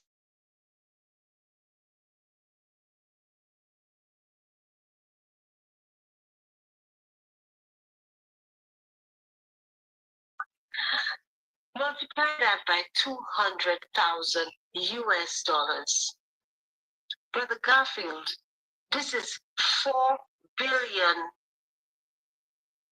4.8 billion dollars. Because Mr. Martinez is saying the real estate is 6,000 that was sold out.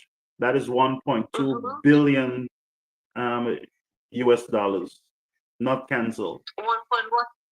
1.2 billion US dollars.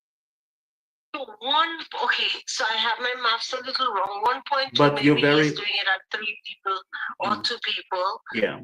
1.2 billion US dollars. That is about 4 billion EC dollars. Am I right or am I wrong? You're right. That's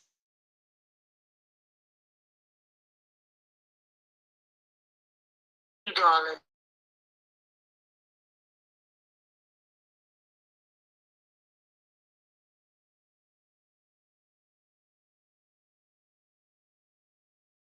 Am I correct? I think it's 3 or 400 million. Might be 4 million. 3 or 400. 400 million Mhm. dollars. We have a whooping well, let's say EC. Let's say EC, right? Mhm. A whooping $4 billion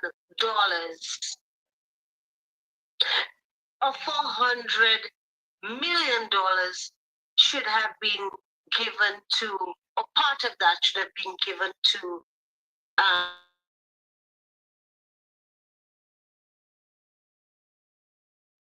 has not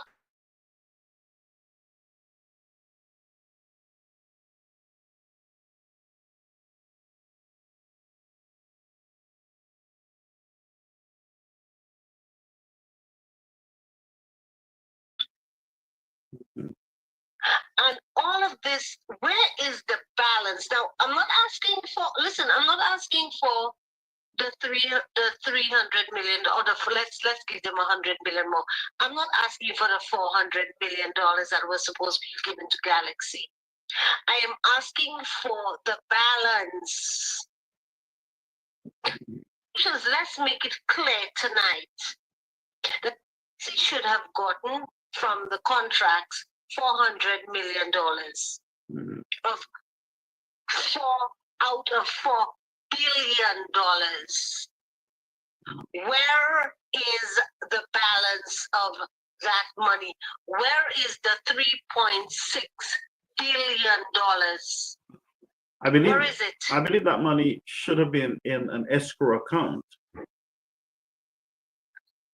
Bergapil should have been. Yep. Where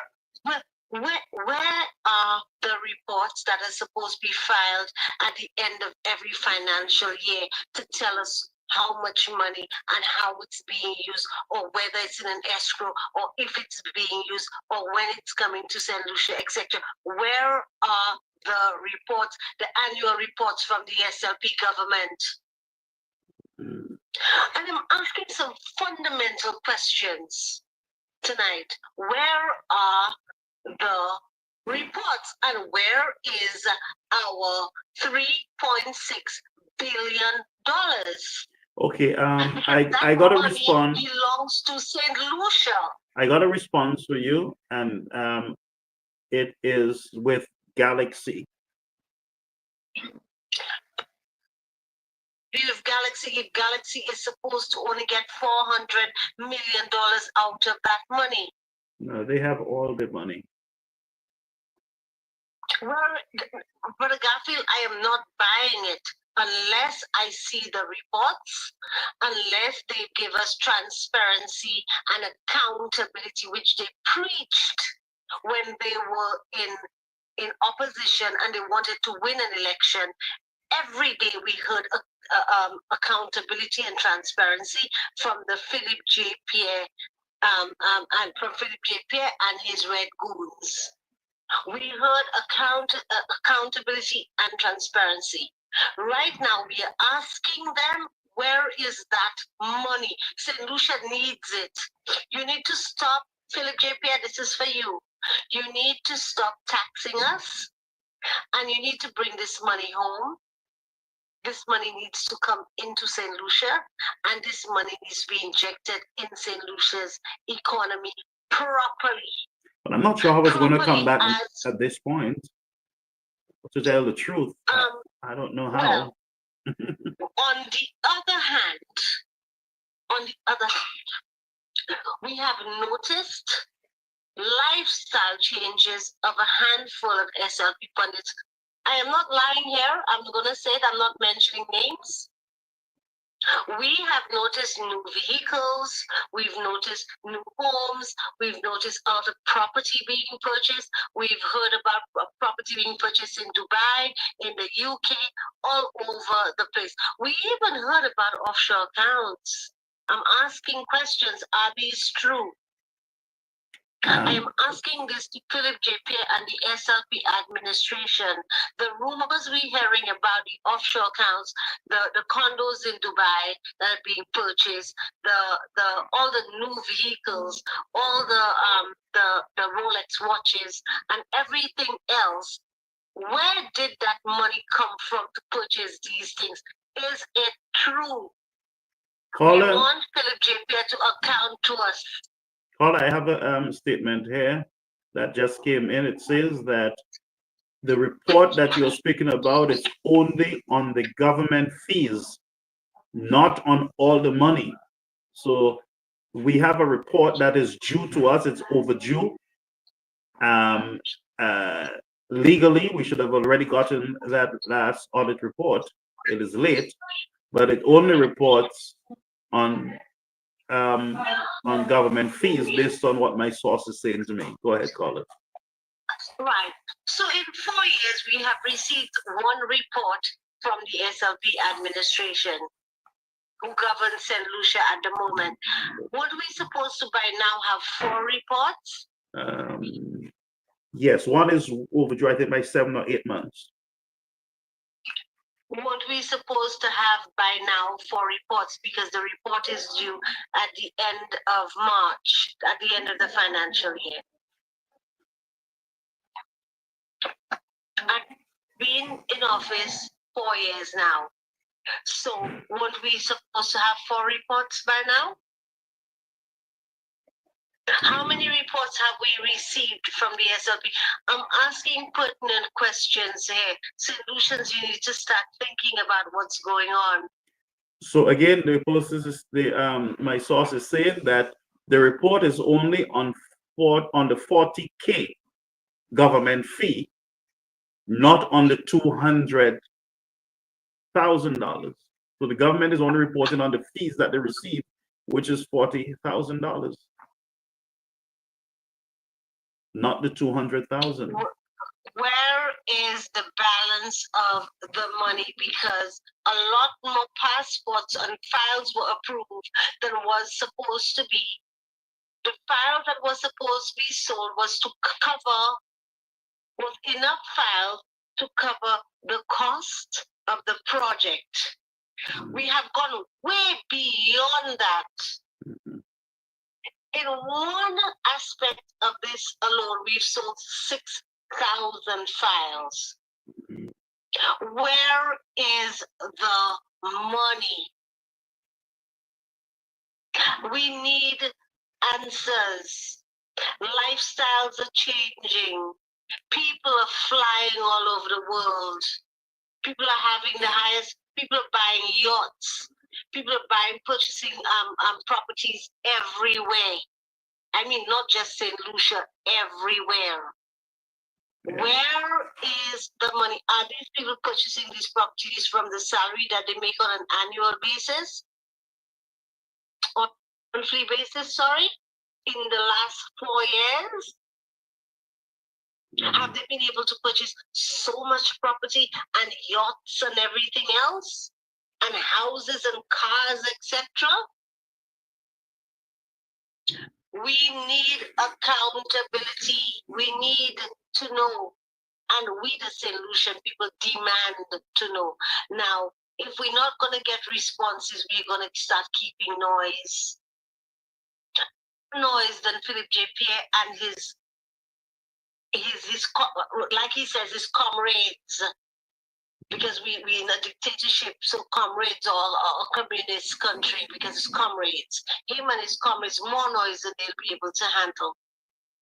There is a young man who calls this program, and he keeps saying that there's certain things that St. Lucians should be doing.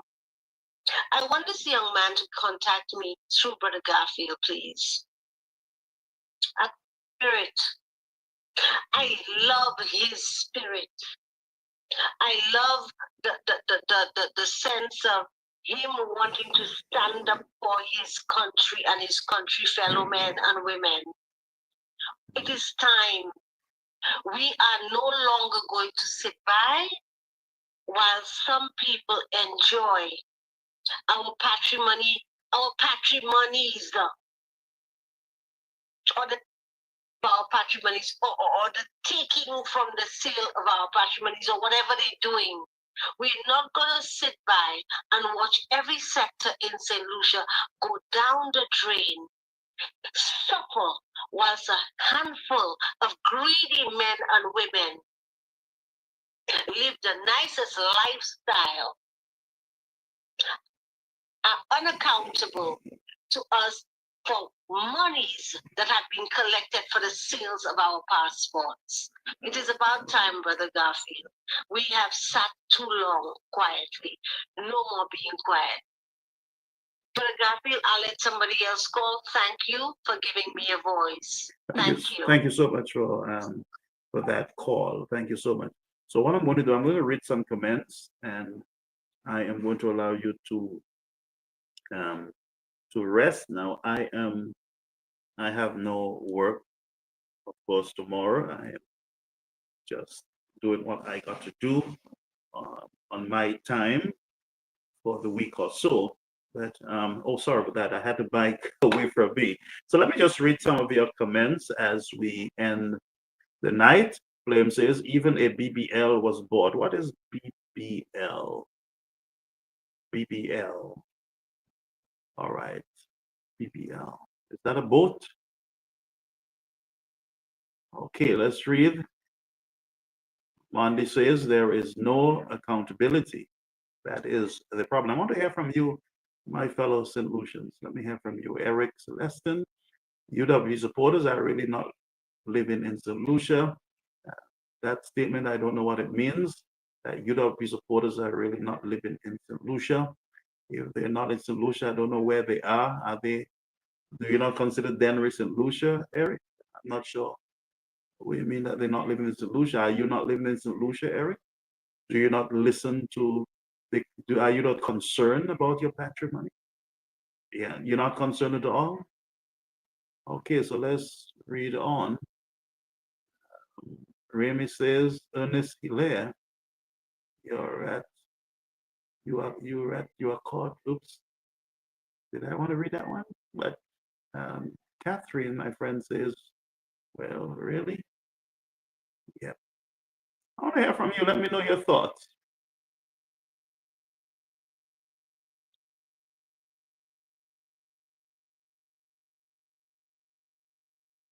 And I want to big up our audience on YouTube. We have a very large audience over there too. He says, what foolish statement is that? The Beatties, I don't understand what Eric just wrote there, to tell you the truth. You know, he confused me there. Not all the time I'm confused, but my friend Eric just threw me into a very serious conundrum. Philip says they are protecting the victory to do more damage control. And this damage control, I'm not even sure why they should be doing damage control. They should be fixing the damage, not controlling it. The damage, we don't want any control, anything. You need to fix the problem. All right? Damage control causes a lot more money and harm. Okay, Gilbert, we see the CIP debacle happening on the PJP. That could never happen on the Shas. Shas had too many things under his control. And that's why some of these ministers who don't like him, they don't like him because he does not allow them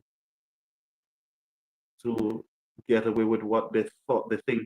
Reverend, you had more government ministers being disciplined under Alan Shasta administration than any other administration, as far as I'm concerned, in the Labour Party. You know? Fame says, Eric, you're racist. Okay. Crippled your intelligence, yeah. Eric have some stuff saying about white and blacks and Indians. I wouldn't even entertain that. Okay, let's read a little more. And it says St. Lucia needs Auditor General, and the Auditor General should be an outsider. Well, there's a lot of things St. Lucia have, but they're not working, you know. There's a lot of stuff, Integrity Commission and all, and they all sorts of commission and stuff that are just not working for the people. Want to read some of your comments? Keep writing. Margarita says, "Where are you, sir?" Margarita asks, "Who? Me? You're asking?" I am right in the United States, and by the way, I'm in the belly of the beast. I am in Washington, D.C.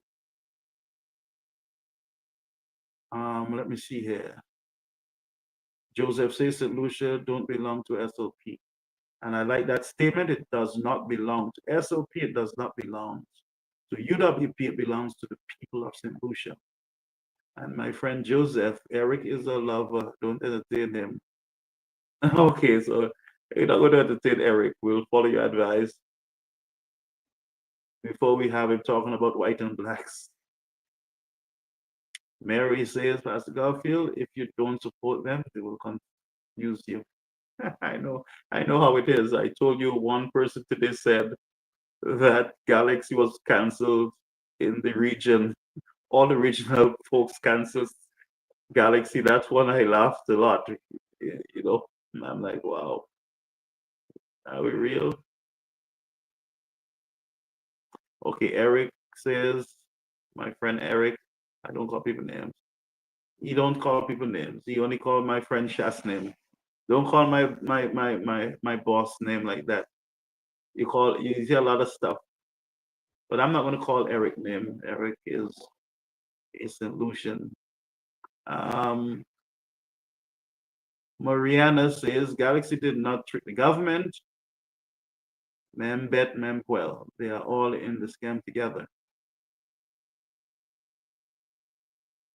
And Fon says, Eric, can you please protect Hile? Why are you going to deliver bananas to Hile? Eric is not. Eric is just talking. He's not deep into the politics. Margarita says, I saw you in Washington, D.C. How did you get the opportunity to get in there? I need to take my dad for his birthday.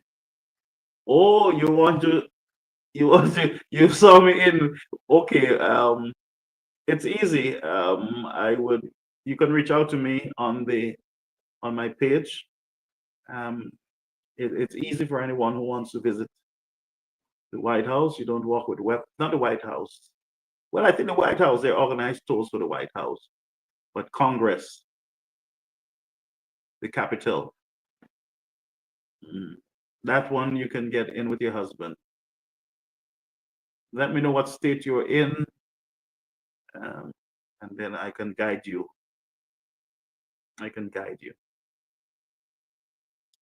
Gilbert says UWP is the best party for performance, economic growth, and prosperity. All right. Oh, Eric shows up again. Team Flubber was waiting for me. Well, you can expo Eric because if I allow can you can just you can watch you. One says if Eric is okay. So this is Shas needs to file an injunction against that GPH deal. You see the problem with the injunctions and these legal cases that Mr. Shastney is the one paying those bills with from his pocket, his family's money, his money, and it's expensive. You know, the government is not too balanced when it comes to paying the opposition leaders legal fee. The opposition is part of the government, another arm of government, you know, but he's not getting these legal fees paid. He got to pay them from his pocket. And thank God Mr. Shastney has a way around. If it was another minister or opposition leader, you know, we would not be seeing a lot of the actions that he is taking right now. And that's the importance of having Mr. Shastney in this time.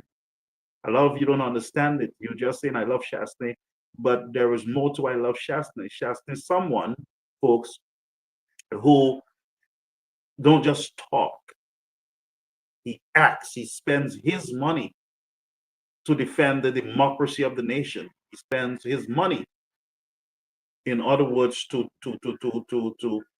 push the system so that it can, you know, reflect what it was intended to do. And so he pushes it to the limit. And we see that with the injunction against the CIP board. It takes a lot of money, a lot of effort, and we see him doing it. I will almost guarantee you that if there was another opposition leader at this time in St. Lucia, we would not see certain movement in the courts. And so this is his time. You better believe it that God always have people in certain areas for such a time as this. And it is God's will, as far as I'm concerned. It is God is the one who sets up what we are seeing here with PGP as Prime Minister and Shasny as opposition. There is a time and place for everything under the sun, a season for everything, a time to be born, a time to die, a time to eat, and a time not to eat. And so I strongly believe in this moment that Houston Lucia will come up with a better product, because you would realize that there are certain checks and balances in your government system that need to be amended, that need fixing. We need governmental reform, constitutional reform, in order to reflect a more just society and a more just government with equity, if you understand what I'm saying. So please, let's just not go beyond God's will, but let us allow his will to be done on earth as it is in heaven, friends. And this is real, okay? So let's see here. Cleopatra, what do we need to prepare working system for OKU? SLP cannot make it better because they have no plans. Well, as I said to you some weeks ago, that the St. Lucia Labour Party is what you would consider to be a lame duck government.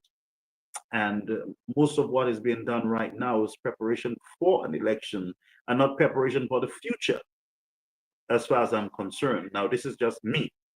Somebody else can disagree with what I'm saying, but they're a lame duck government, and they're just burning time and hoping that they can find the right time to ring the bell. All right? So they'll be casting a lot of concrete, patching a lot of roads, doing a lot of strange things that they did not do last year or the year before, because they thought they had time, and time is elapsing on them. Time is running into eternity.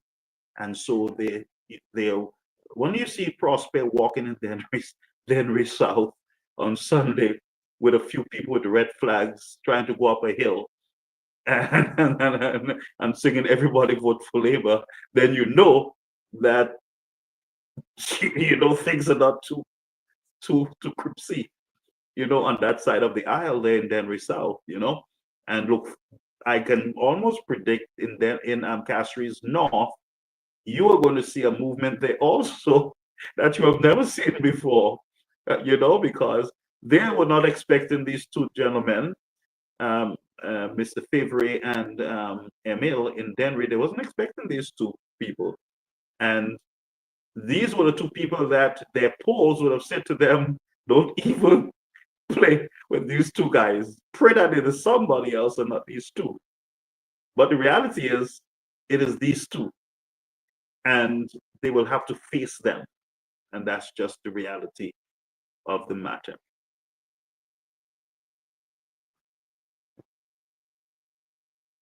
Yes, Cleo says Class is doing and working for all solutions. And not only he's doing and working for all solutions, he is doing the work that most solutions should be doing.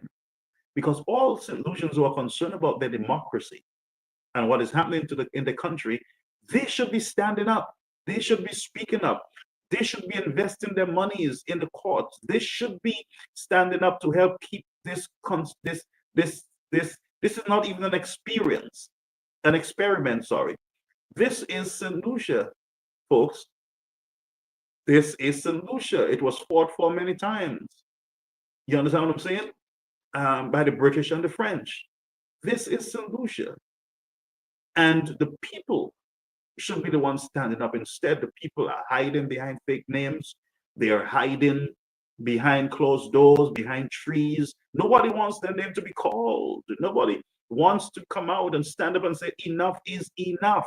So therefore, one man is taking on the role of an entire democracy, an entire people who should be joining with him to make his work lighter, That is what I believe, friends. It's not about cursing people's mother on Facebook and cussing them out and all the nastiness that I see people are doing when they get frustrated. You know, people are getting these so-called hacks are getting frustrated with themselves to the point where they're screaming, they're cursing, they're doing a lot of things that desperate people would do. Imagine they're telling themselves that they win the elections and the United Works Party don't stand a chance. It's 17 not. That's what they're saying. But then all of a sudden they're in this panic mood, in this attack mood, and you guys are winning. If you're winning, relax yourself. They don't need to act up the way you're acting. You're winning. Winners don't act like that. All right? Just telling you what winners do. Anyway, Flavor, you're right, is an embarrassment and an insult to intelligent thinking. Yeah. Anyway, folks, so we're going to end the live now. Some of you need to go and rest, save your brain cells. I have a clip I want to share with you. Let's see if I have it into our system. And Mr. Favre, let's put up Mr. Favre. For those of you who have not yet met me, I was born right here. I grew up in BZ and Summersdale. I spent most of my Wednesdays at the James's house, right across the road from the Leclerc playing field. We bought bread from the Henrys. We shopped at Win Trades. My sister Esther was a committed member of VBCC. So, as the saying goes, my neighbor's string is buried right here. Following the example of my mother, I too had the immense honor of serving this country. First, as a civil servant, and subsequently as a regional diplomat and as an ambassador.